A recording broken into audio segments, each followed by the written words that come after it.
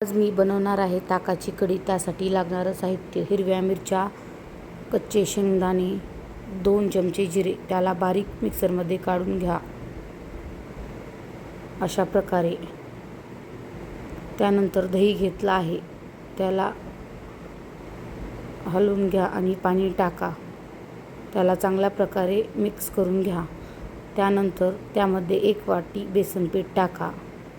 त्याला परत मिक्स करा, गाठी होऊ देऊ नका.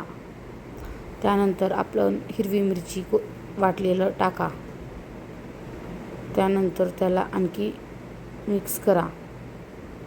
आपण बघू शकता अशा प्रकारे झालं पाहिजे. त्यामध्ये चवीनुसार मीठ, थोडीशी साखर टाका आणि त्याला मिक्स करून घ्या.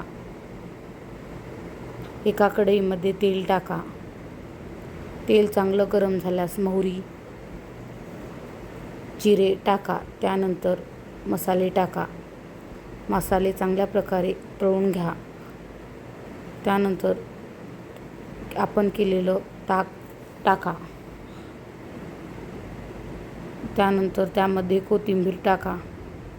चांगल्या प्रकारे मिक्स करा. बारीक गॅसवर ठेवा. सारखं हलवत राहा, कढी फुटणार नाही. अशा प्रकारे उकळी आल्यानंतर आपण बघू शकता आपली कढी तयार झाली आहे. एकदम सोप्या पद्धतीने कढीची रेसिपी आहे. एकदा नक्की ट्राय करा. जास्त घट्ट पण नाही आणि पातळ पण नाही, बरोबर अशी.